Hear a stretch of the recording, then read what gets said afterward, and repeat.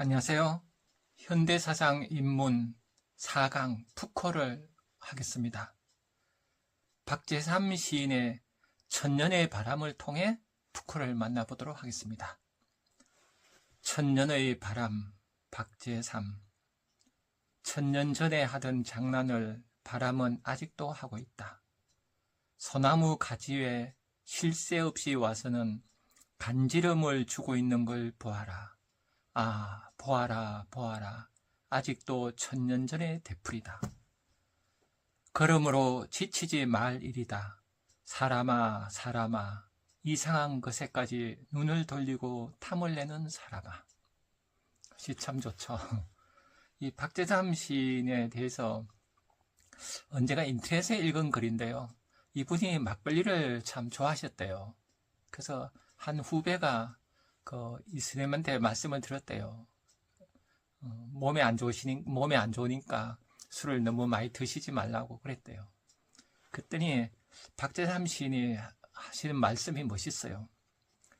사는 것도 중요하지만 막걸리도 중요하다네. 명언이죠. 사는 것도 중요하지만 막걸리도 중요하다네. 그죠? 저도 막걸리를 참 좋아하거든요. 저는 막걸리 마시면 뭐가 좋은가 하면은 갑자기 이렇게 커져요. 우리는 인간은 생각을 하잖아요. 생각을 하면은 자아에 갇히게 돼요. 나라는 생각을 갖게 되고, 나라는 생각이 있으니까 너라는 생각이 있죠. 나와 너로 이렇게 나눠져요. 이항 대립, 이분법이 되죠. 그러면 나는 항상 작아요. 나를 위해서 살아야 되고, 그죠? 나를 위해서 너를 희생시키게 되고. 이래서 작은 나거든요.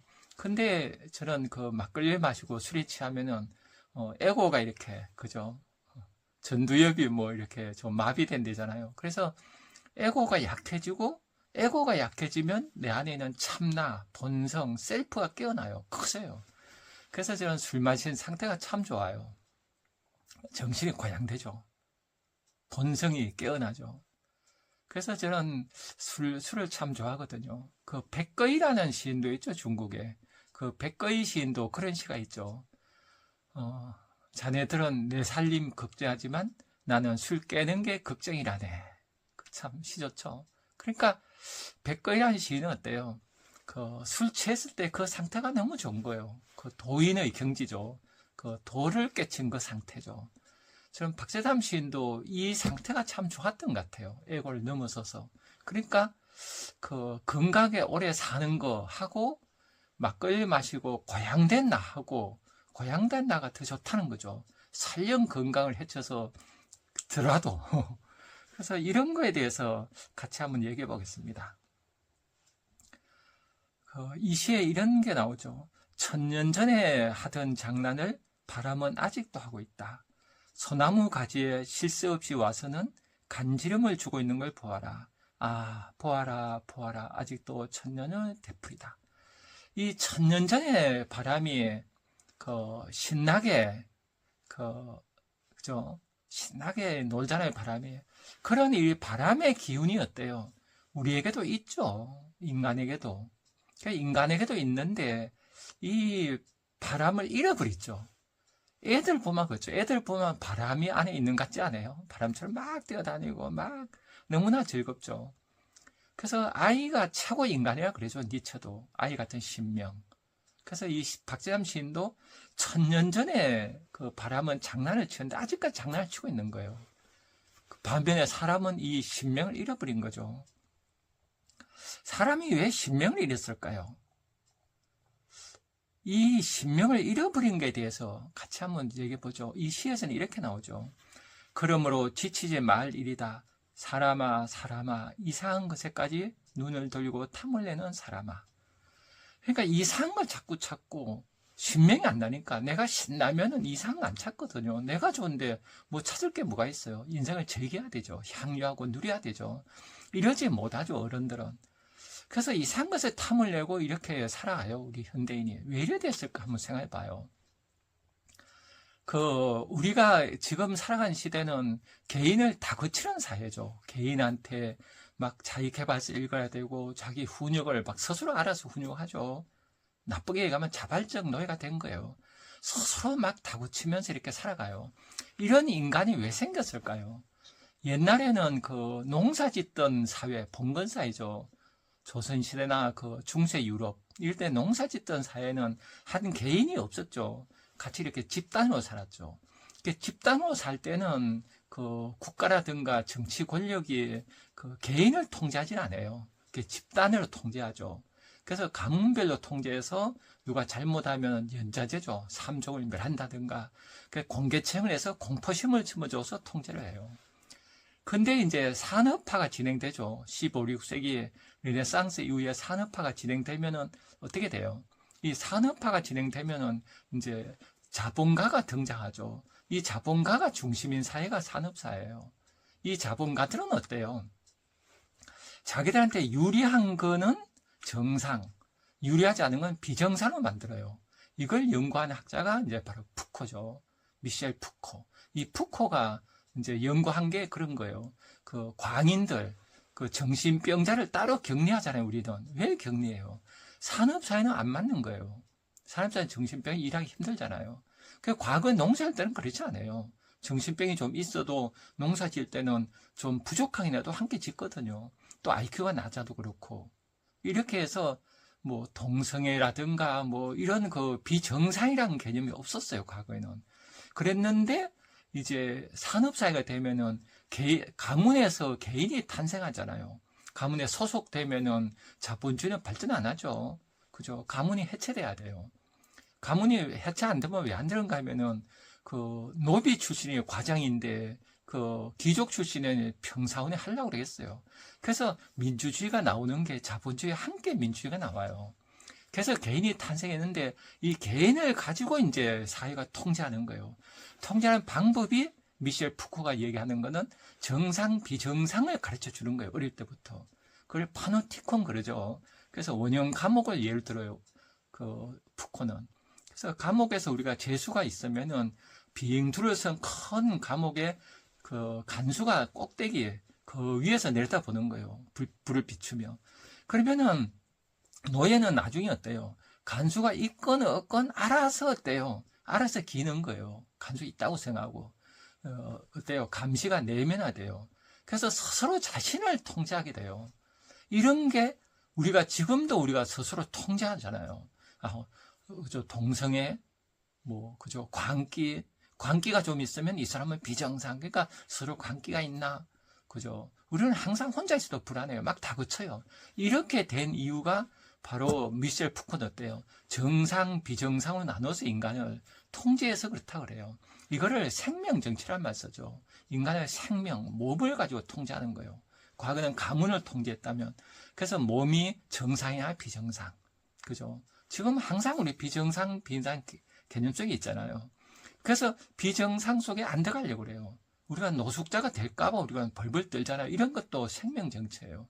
인간은 몸을 가지고, 그죠? 너 잘못하면 노숙자 돼. 그래서 막 그 노력하는 거예요. 다 굳히고. 이렇게 해서 인간이 정규직 비중이 나눠져서 정규직 돼야지 뭐 정상에 가까운 듯한. 이렇게 해서 우리가 뭔가 이렇게 어떤 틀을 갖고 살아요. 이 틀을 미셸 푸코는 에피스템에 그러죠. 우리가 갖고 있는 상식이 있어요. 이 상식이란 게 우리를 옥죄고 감금하는 거예요. 그래서 미셸 푸코는 그런 얘기하죠. 상식이 이웃을 감금한다 그래요. 그러니까 우리가 길에서 지나가다가 누가 나를 보면 기분 나빠요. 왜 나빠요? 그런 상식으로 보는 거예요. 너 정상이지 비정상이지. 제가 옛날에 교직 그만두고 그 낮에 이렇게 다니니까 사람들이 막 쳐다보더라고요. 젊은 놈이 뭐 저렇게 낮에 다니냐. 그런 눈빛이 있어요. 느껴져요. 이게 시선의 폭력이에요. 그래서 이 시선의 폭력 넘어서는 거를 어때요? 나중에 락강이라 학자는 그 응시란 말로 이렇게 얘기하죠. 내가 볼 때 상대방도 나를 봐서 내가 보는 것만이 다가 아니에요. 뭔가 새로운 실제를 만나는 이런 거를 응시라는 락강 개념을 쓰죠. 그래서 우리는 정상, 비정상 속에 갇혀서 이제 감옥에 갇히는 거예요. 그래서 우리는 자신을 계속 다구치게 돼요. 그래서 결국은 다구치다 보면 인간이 어때요? 고귀한 삶보다는 어때요? 그냥 살아남는 게 중요한 거예요. 각자 도생이 되죠. 생존이 중요해요. 그래서 우리는 당연시 전 그렇거든요. 아까 박재삼 시인 얘기했듯이 건강 오래 사는 게 좋은 듯한. 근데 박재삼 시인 어때요? 건강 오래 사는 것보다 더 중요한 건 고귀한 삶이죠. 막걸리 마셨을 때 그 풍요로운 영혼. 그러니까 우리가 옛날에는 고귀한 삶을 있었잖아요. 그죠? 저는 중국 드라마 좋아하거든요. 중국 드라마 보면은 그 어때요? 그 사람들이 뭐 천주 전국시대 그 전쟁이 많았잖아요. 그때 멋있는 장군들이 있잖아요. 그 초나라 한나라 싸울 때도 그렇고 멋있는 장군들은 죽음 앞에 의연하잖아요. 이런 고귀한 삶이 우리에게 있었죠. 우리 이순신 장군 멋있잖아요. 죽음을 앞에 두고도 의연한 그런 모습. 그리고 기꺼이 또 죽잖아요. 이런 게 그 있었죠, 그 사회에. 근데 지금 현대사회 이게 없지 않아요. 고귀한 삶보다는 건강에 오래 살아남는 거, 오늘도 무사히. 이게 중심이 된 이유가 이 푸코가 얘기하는 인간 정상, 비정상을 나눠서 정상 속에 들어가야 되는 거. 근데 정상 속에 들어가려고 자기를 다 굳히니까 살아남는 게 우선이 되는 거예요. 그래서 지금은 생존이 우선이 돼요. 우리가 살아남는 것도 중요하지만 고귀한 삶이 더 중요하잖아요. 소크라테스가 얘기한 영혼이, 최선의 영혼이 되는 상태. 이런 삶을 잃어버린 거예요. 이런 삶을 잃어버리게 되면은 천년의 바람처럼 내 안에 신명이 올라오지 않아요. 그죠? 삶과 죽음을 넘어서서 내가 고귀한 삶을 추구하고 영혼의 탁월함을 꿈꾸고 이렇게 그 품격 있는 삶을 향해 갈 때 우리 안에 영혼이 깨어나요. 그래서 그 가만히 그냥 있어도 존재의 기쁨, 텅 빈 충만 이런 걸 느끼게 되는데 현대사회는 개인을 다 굳혀요. 계속 자기 개발해서 이겨야 될 것 같고 읽어서 내가 연봉 더 많아야 될 것 같고 뭐 강남 이렇게 나눴잖아요. 꼭 강남에 살아야 될 것 같고 서울 지방 나눠서 꼭 서울에 살아야 될 것 같고 지방대 막 지잡대 막 그러잖아요. 이런 식으로 그 이분법 나눠서 사람을 비정상 만들어버려 루즈로 만들어버리죠. 그래서 사람들이 스스로 다 굳히는 이런 사회가 된 거예요. 이러다 보면 다 신명을 잃어요. 이 사회에서 살아남는 사람도 행복해요? 부자들이 자살 더 많이 하잖아요. 이렇게 해서 인간은 상당히 불행하게 된 시대가 현대 사회죠. 그래서 우리가 이제 이렇게 생존만 추구하다 보면 어때요? 강자한테 혼자 막 쓸쓸하잖아요, 사는 게. 먹고 살고 인간은 영혼이 고귀한 영혼이 있잖아요. 그래야 영혼이 탁월하면 못 가고 살아남는 거 중시하다 보니까 살아남아서 월급은 받고 살아요. 근데 삶이 허탈하죠. 허탈하다 보면 사람이 어때요? 뭔가 어디에 이렇게 매이고 싶어 해요. 그래서 사이비종교에 가고 또 강자한테 가서 어떤 파시즘적인 전체주의, 우리 사회에 지금 탄핵 정국에서 보이는 어떤 극우의 광기가 보이지 않아요. 이런 모습들이 우리가 보는 어때요? 저상, 비정상 나누니까 서로 다구친 결과가 이렇게 되는 거예요. 그래서 우리가 인간이 멋있게 살려고 그러면 정상, 비정상을 벗어나야 돼요. 그죠? 사람 이렇게 나누지 말아야 돼요. 정상이 나눠가지고 뭔가 자꾸 비정상인 듯한 어떤 사람을 그 자체로 개성을 존중해야 되는데 이게 없죠. 그래서 푸코 사례를 한번 들어볼게요. 푸코가 어때요? 그 동성애자였어요. 비정상이죠, 이 사람은. 그 사회에서. 그래서 이 사람이 교수님한테 갔더니 교수님이 그러더래요. 그러면 자네가 동성애를 연구해 보게. 이래서 동성애 연구해 보니까 옛날에는 동성애 비정상 아니었다는 거예요. 그래서 푸코가 그쪽을 계속 연구하게 돼서 세계적인 대가가 됐죠. 그래서 이게 푸코는 이제 뭔가 하면 이래요. 푸코가 한 말이에요. 타인에 대한 배려가 자신에 대한 배려에 우선하도록 해서는 안 된다. 자신에 대한 배려가 도덕적으로 우선하는 것이다. 나에 대한 배려, 나를 챙기라는 거예요. 나를 먼저 사랑하는 거예요, 푸코가. 그래서 이 사람은 경탄하라는 얘기예요. 미셸 푸코는 경탄하라. 그래서 어떤 감동하는 인간이 돼야 된다는 거예요. 그 감동하는 인간에 대한 시를 읽어볼게요. 랭보시죠. 감각, 랭보. 검푸른 빛으로 걸어가는 여름의 해질녘. 보리의 가락이 쿡쿡 찔려대는 옷을길로 걸어가며 잠풀을 내리밟으면 꿈꾸던 나도 발밑에 그 신선함 느끼겠지. 바람은 나의 얼굴을 스쳐가리라. 말도 하지 않고 생각도 하지 않으리. 그래도 한없는 사랑은 영혼에서 솟아나리니 나는 이제 떠나리라. 방랑객처럼 연인을 데려가듯 행복에 겨워 자연 속으로. 참 멋있잖아요. 랭보의 경제는 이런 경지죠. 그냥 그저 길을 걸어가요. 걸어가는데 최상의 상태가 돼요. 최고의 행복을 누려요. 지복을 누리죠. 이런 사람이 멋진 사람 아니에요. 물 소유를 가져서 하는 행복은 큰 행복이 아니죠. 그거는 어떤 쾌락이 왔다 갔다 쓸쓸하잖아요. 이런 한없는 사랑이 영에서 솟아나는 경지, 연인을 데리고 왔다. 이렇게 우리가 살아가야 돼요. 이런 거를 푸코는 헤테로토피아란 말 써요. 같은 땅인데 완전히 다른 땅이 되는 거예요. 유토피아 하듯이 헤테로토피아. 헤테로 다른이죠. 토피아 땅. 그래서 같은 땅에다 다른 땅을 만드는 이 기적을 만들어낸 능력. 이게 푸코가 얘기해요. 그래서 푸코는 그런 얘기예요. 인간의 삶 자체가 예술 작품이 될 수는 없을까? 램프나 집은 예술적 창작의 대상이 된다고 하면서 왜 우리의 삶은 그러지 않다고 생각할까? 푸코. 그래서 우리가 미셸 푸코가 얘기하는 생각하는 인간은 어때요? 자신의 삶을 예술적으로 만드는 거, 미학적 인간, 어떤 동물적 살아남는 것만 중심이 된 이 세상이 아니라 자신의 예술 작품이 되는 삶, 이게 푸코가 꿈꾸는 세상이죠. 그래서 우리는 이 시대에 그냥 살아남으라, 살아남으면 최고인, 그죠? 이러는 게 목표가 된, 우리 생존만 목표가 돼서 우리 사회가 어때요? 막 쓸쓸하고 근태 있고 폭력 있고 전체주의적인 분위기가 있죠, 우리 사회에. 이렇게 된 이유가 바로 이항 대립, 성과 악을 나누고 정상비 나눈, 이게 이항 대립을 극복해야 되는 시대에 우리가 살고 있죠. 이걸 극복하지 않으면 우리는 행복하지 않아요. 저런 게서 한 인간이 최선의 삶을 살려면 자신의 예술 작품이 되는 예술적 삶, 예술 삶이 되려면 어때? 내가 신명이 깨어나야 되죠. 랭보처럼 저런 힘을 길러야 돼요.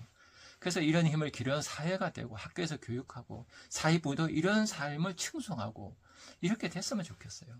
그래서 우리 모두 아름다운 미학적 삶을 사는 미적 인간, 이런 삶을 꿈꿔봅니다. 감사합니다. 또 다음에 뵙겠습니다.